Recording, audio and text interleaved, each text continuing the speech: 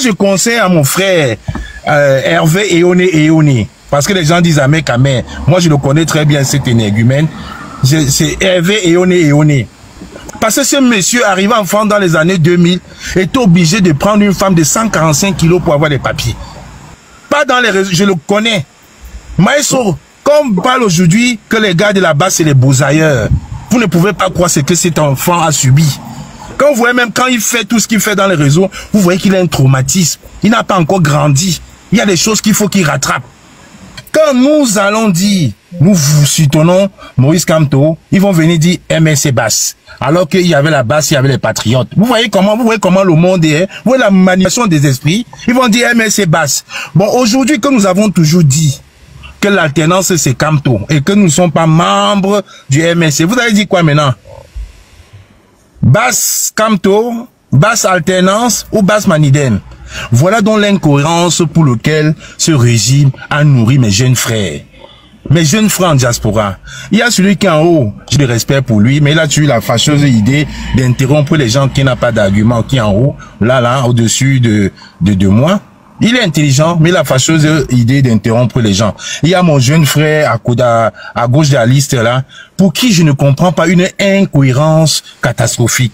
Vraiment, vous ne servez pas le RDPC. Je vous assure, au lieu de venir vous balader dans le panel avec la tenue du RDPC, aujourd'hui, les t-shirts d'Eto, le lendemain, après Cabral Libi, vous ne servez pas le RDPC. Je venais en fait parler d'un phénomène qu'on appelle le syndrome de Stockholm.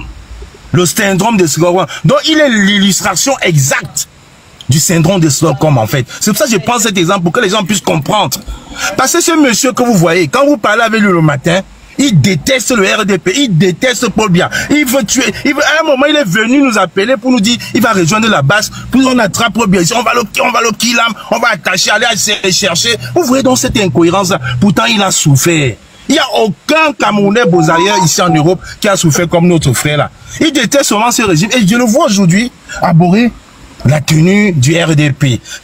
Donc ça veut dire, comme il a eu aussi l'interdiction de ne plus mettre les pieds au Cameroun, on a dû lui donner encore quelque chose pour venir nous distraire sur la toile. Voilà donc des commerçants idéologiques, des jeunes qui, au lieu d'apporter des concepts, des projets novateurs au pays, pour la jeunesse, passent le temps à nous distraire.